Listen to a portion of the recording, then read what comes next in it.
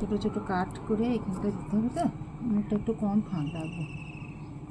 এখানটা একটু সুন্দর করেই করবো, তারপর আবার একটু মাটি নিয়ে আসবো। মাটিতে না করলে, মাটি দিয়ে করবো, এই বালি দিয়ে করলে শক্ত হয়।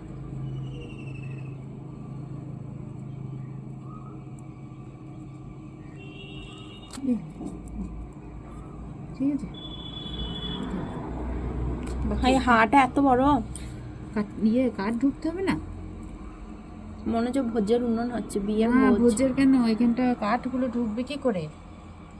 জ্বলতে তো হবে, ভাত তরকারি যা রান্না হবে, ভাত তরকারি হবে, জ্বলতে হবে তো। ভাত তরকারি, আরে ভোজ হবে, পুতুলের বিয়ে হবে রে, পুতুলের বিয়ে দেবো তো। পুতুলের বিয়ে দিতেই না ছোটবেলায়, এমএ পাস করার পর আবার পুতুল খেলা শুরু করবি, সেই জন্য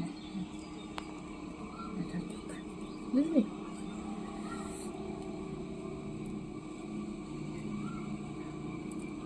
ভালো হচ্ছে,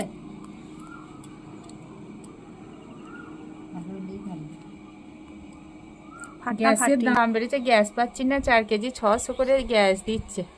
তার মানে এই উনুন করে, এই উনুনে বেয়াই বেয়ান সবাই খাবে। গ্যাসের দাম বেড়েছে বলে উনুন বানালাম, উনুনে রান্না করব। ঠিক আছে, গ্যাসের লোকের আর কথা শুনতে পাচ্ছি না, ফোন করলে ফোন ধরছে না, আবার দিতে বললেও দিচ্ছে না। চারিদিকে হাহাকারও, তো হাহাকারের দরকার নেই, হাতের কাজ জানি যখন, মাটি আছে, গাছপালা আছে, ওই দিয়ে করে দেবো রান্না। 2 দিন টাইম লাগবে এটা তৈরি করতে, তাই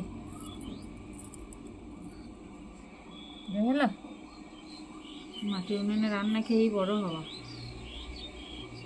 এবার গ্যাসের পেছনে ছুটতে পারছি না।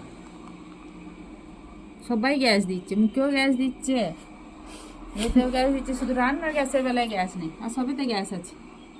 খেয়ে গ্যাস, না খেয়ে গ্যাস, মুখে আবার কি গ্যাস, মুখে গ্যাস হচ্ছে, উল্টো পাল্টা বলছে।